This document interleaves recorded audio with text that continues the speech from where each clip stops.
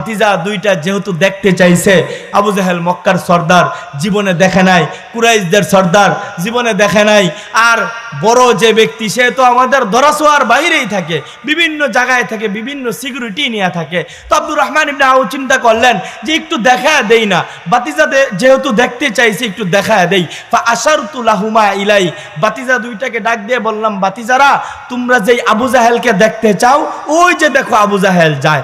আল্লাহু আকবার, আল্লাহু আকবার।